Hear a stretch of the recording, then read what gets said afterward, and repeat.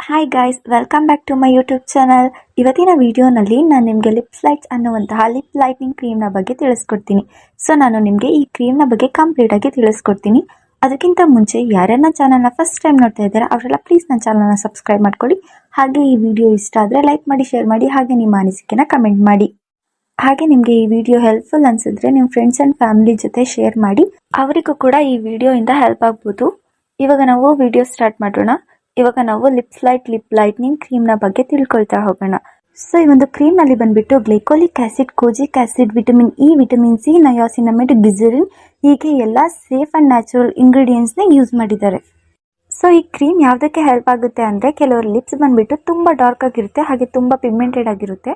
So ಅವರು ಯಾವುದೇ ಪ್ರಾಡಕ್ಟ್ಸ್ನ use ಮಾಡಿದ್ರು ಕೂಡ ಅವರಿಗೆ ರಿಸಲ್ಟ್ ಸಿಕ್ಕಿರೋದಿಲ್ಲ. ಅಂಥವರಿಗೆ ಈ ಕ್ರೀಮ್ ತುಂಬಾ ಹೆಲ್ಪ್ ಆಗುತ್ತೆ.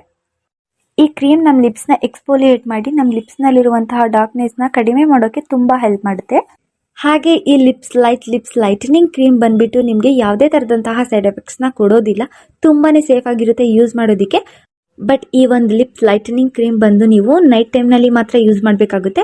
ಯಾಕಂದರೆ ಇದರಲ್ಲಿ ಗ್ಲೈಕೋಲಿಕ್ ಆ್ಯಸಿಡ್ ಎಲ್ಲ ಯೂಸ್ ಮಾಡಿರೋದ್ರಿಂದ, ಆಕ್ಟಿವ್ಸ್ ಎಲ್ಲ ಯೂಸ್ ಮಾಡಿರೋದ್ರಿಂದ ನೈಟ್ ಟೈಮ್ನಲ್ಲಿ ಮಾತ್ರ ಯೂಸ್ ಮಾಡಬೇಕಾಗುತ್ತೆ. ಮಾರ್ನಿಂಗ್ ಟೈಮ್ನಲ್ಲಿ ನೀವು ಯಾವುದಾದ್ರೂ SPF ಇರುವಂತಹ ಲಿಪ್ ಬಾಮ್ಸ್ನ ಯೂಸ್ ಮಾಡೋದ್ರಿಂದ ನಿಮಗೆ ಇನ್ನೂ ಒಳ್ಳೆ ರಿಸಲ್ಟ್ ಸಿಗುತ್ತೆ. ಹಾಗೆ ಈ ಲಿಪ್ಸ್ ಲೈಟನಿಂಗ್ ಬಂದ್ಬಿಟ್ಟು 15 ಗ್ರಾಮ್ ಪ್ರಾಡಕ್ಟ್ ನಿಮಗೆ 250 ರುಪೀಸ್ ಒಳಗಡೆ ಎಲ್ಲ ಮೆಡಿಕಲ್ ಸ್ಟೋರ್ನಲ್ಲಿನೂ ಸಿಗುತ್ತೆ.